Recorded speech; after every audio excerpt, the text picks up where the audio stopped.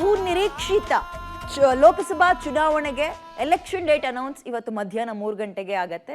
ಇದೀಗ ಚುನಾವಣಾ ಆಯೋಗ ಕೂಡ ಇವತ್ತು ಸುದ್ದಿಗೋಷ್ಠಿಯನ್ನು ಕರೆದಿದೆ. ಇದರ ನಡುವೆ ಖರ್ಗೆ ತವರಿನಿಂದಲೇ ಪ್ರಧಾನಿ ಮೋದಿ ಚುನಾವಣಾ ಪಾಂಚಜನ್ಯವನ್ನ ಹೊರಡಿಸಲಿದ್ದಾರೆ. ಕಲಬುರಗಿಗೆ ಮೋದಿ ಎಂಟ್ರಿ ಕೊಡ್ತಾ ಇದ್ದಾರೆ. ಇವತ್ತು ಮೋದಿ ಅವರ ಪಾಲಿಗೆ ಲಕ್ಕಿ ಹ್ಯಾಂಡ್ ಆಗಿದೆ ಕಲಬುರಗಿ. ಯಾಕಂದ್ರೆ 2019ರಲ್ಲಿ ಕಲಬುರಗಿಯಿಂದಲೇ ಪ್ರಚಾರ ಆರಂಭ ಮಾಡಿದ್ರು. ಭರ್ಜರಿ ಜಯ ಗಳಿಸಿತ್ತು ಬಿಜೆಪಿ ಎನ್ಡಿಎ. ರಾಜ್ಯದಲ್ಲಿ 28ಕ್ಕೆ 26 ಕ್ಷೇತ್ರ ಗೆದ್ದಿತ್ತು. ಹಾಗೆ ನೋಡೋದಾದ್ರೆ ಬರೀ ನಮ್ಮ ರಾಜ್ಯ ಅಂತ ತಗೊಂಡಾಗ ಈ ಬಾರಿಯೂ ಕಲಬುರಗಿಯಿಂದಲೇ ಭರ್ಜರಿ ಪ್ರಚಾರ ಆರಂಭ ಮಾಡೋದ್ರ ಮುಖಾಂತರ ಕಲಬುರಗಿಯಲ್ಲಿ ರೋಡ್ ಶೋವನ್ನು ಕೂಡ ಇವತ್ತು ನಡೆಸ್ತಾರೆ. ಎನ್ವಿ ಗ್ರೌಂಡ್ ಮೈದಾನದಲ್ಲಿ ಬೃಹತ್ ವೇದಿಕೆ ಕಾರ್ಯಕ್ರಮವನ್ನು ಕೂಡ ಹಮ್ಮಿಕೊಂಡಿದ್ದಾರೆ. ಒಂದು ರೀತಿ ಲೋಕಸಭಾ ಕುರುಕ್ಷೇತ್ರ ಅಂತ ತಗೊಂಡ್ರೆ ವೇದಿಕೆ ಸಿದ್ಧ ಆಗಿದೆ ಅಂತಲೇ ಹೇಳ್ಬೋದು. ಚುನಾವಣೆ ದಿನಾಂಕ ಬೇರೆ ಇವತ್ತು ಘೋಷಣೆ ಆಗ್ತಾ ಇದೆ.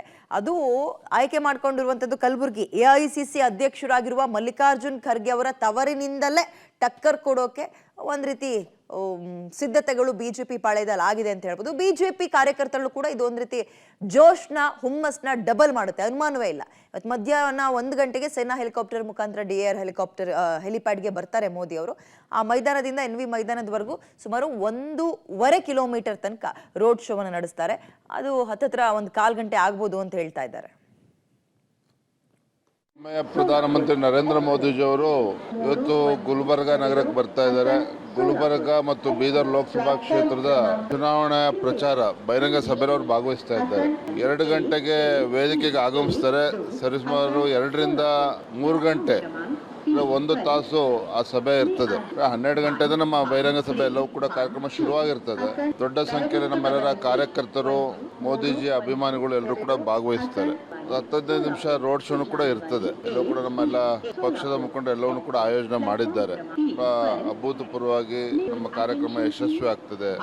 ಮೋದಿಜಿ ಅವರ ಮಾತನ್ನ ಕೇಳಬೇಕು ಅಂತ ಹೇಳಿ ಬಹಳ ದೊಡ್ಡ ಸಂಖ್ಯೆಯಲ್ಲಿ ಬೀದರ್ ಮತ್ತು ಗುಲ್ಬರ್ಗ ಲೋಕಸಭಾ ಕ್ಷೇತ್ರದ ಎಲ್ಲ ನಮ್ಮ ಕಾರ್ಯಕರ್ತರು ಬರ್ತಾ ಇದ್ದಾರೆ. ಹೆಮ್ಮೆಯ ಪ್ರಧಾನ ಕಲಬುರಗಿಯಲ್ಲಿ ಇವತ್ತು ಪ್ರಧಾನಿ ನರೇಂದ್ರ ಮೋದಿ ಅವರು ಏನಂದ್ರೆ ಎಐಸಿಸಿ ಅಧ್ಯಕ್ಷ ತವರು ಮಲ್ಲಿಕಾರ್ಜುನ್ ಖರ್ಗೆ ಅವರ ತವರಿನಲ್ಲಿ ಗರ್ಜಿಸೋಕೆ ಈಗಾಗಲೇ ಮುಂದಾಗಿದ್ದಾರೆ. ಪ್ರಮುಖವಾಗಿ ಎಲ್ಲಾ ರೀತಿಯ ಸಿದ್ಧತೆಗಳನ್ನು ಕೂಡ ಈಗಾಗಲೇ ಕಲಬುರಗಿಯಲ್ಲಿ ಮಾಡಿಕೊಳ್ಳಲಾಗಿದೆ. ಇನ್ನೊಂದು ಕಡೆ ದೃಶ್ಯದಲ್ಲೂ ಕೂಡ ನೋಡ್ತಾ ಇದ್ದೀರಾ, ಪ್ರಧಾನಿ ನರೇಂದ್ರ ಮೋದಿ ಅವರು ಅಂದರೆ ತೆಲಂಗಾಣದಿಂದ ಕಲಬುರಗಿಯ DAR ಮೈದಾನಕ್ಕೆ ಹೆಲಿಪ್ಯಾಡ್ ಮೂಲಕ, ಸೇನಾ ಹೆಲಿಕಾಪ್ಟರ್ ಮೂಲಕ ಆಗಮಿಸ್ತಾರೆ. ಅಲ್ಲಿಂದ ನೇರವಾಗಿ ಏನಂದರೆ ರೋಡ್ ಶೋ ಮೂಲಕ ಏನಂತಂದರೆ ಸಣ್ಣದಾದಂತಹ ಮಿನಿ ರೋಡ್ ಶೋ ಕೂಡ ಈಗಾಗಲೇ ಪ್ರಧಾನಿ ಮೋದಿ ಅವರಿಗಾಗಿ ಇಲ್ಲಿನ ಕಲಬುರಗಿಯ BJP ಘಟಕ ಆಯೋಜನೆ ಮಾಡಿಕೊಂಡಿದ್ದು, ನೇರವಾಗಿ ಒಟ್ಟು ಸುಮಾರು 13 ನಿಮಿಷಗಳ ಕಾಲ ರೋಡ್ ಶೋ ಮೂಲಕ ಏನಂದರೆ ಇಲ್ಲಿ ನೆರೆದಿರುವಂತಹ ಜನರಿಗೆ ಏನಂದರೆ ಪ್ರಧಾನಿ ನರೇಂದ್ರ ಮೋದಿ ಅವರು ಏನಂದರೆ ಕೈ ಬೀಸಿ ಏನಂದರೆ ಸಂಪೂರ್ಣವಾಗಿ ಈ ಬಾರಿಯ ಮತ್ತೆ BJPಗೆ ಸಪೋರ್ಟ್ ಕೇಳುವುದಕ್ಕೆ ಎಲ್ಲ ರೀತಿಯ ಸಿದ್ಧತೆಗಳನ್ನು ಕೂಡ ಮಾಡಿಕೊಳ್ತಾ ಇದ್ದಾರೆ. ಇನ್ನೊಂದು ಭಾಗದಲ್ಲಿ ಕೂಡ ದೃಶ್ಯದಲ್ಲಿ ಕೂಡ ನೋಡ್ತಾ ಇದ್ದೀರಾ, ಪ್ರಧಾನಿ ನರೇಂದ್ರ ಮೋದಿ ಅವರು ನಾಳೆ ಯಾವ ರೀತಿಯಾಗಿ ಯಾವ ಒಂದು DAR ಮೈದಾನದಿಂದ ನಗರದ NV ಮೈದಾನಕ್ಕೆ ಯಾವ ರೀತಿಯಾಗಿ ಹೋಗ್ತಾರೆ ಎಂಬುದಕ್ಕೆ ಒಂದು ಚಿಕ್ಕದಾದಂತಹ ಡೆಮೋ ರಿಹರ್ಸಲ್ ಅನ್ನು ಕೂಡ ಇಲ್ಲಿ ಮಾಡಲಾಗ್ತಾ ಇದೆ. ಈ ಮೂಲಕ ಏನಂದರೆ ಪ್ರಧಾನಿ ನರೇಂದ್ರ ಮೋದಿ ಅವರು ಯಾವ ರೀತಿಯಾಗಿ ಮಾರ್ಗ ಉದ್ದಕ್ಕೂ ಸಾಗಬೇಕು ಎಂಬುದಕ್ಕೆ ಒಂದು ರಿಹರ್ಸಲ್ ಕೂಡ ಇಲ್ಲಿ ನೋಡ್ತಾ ಇದ್ದೀರಾ.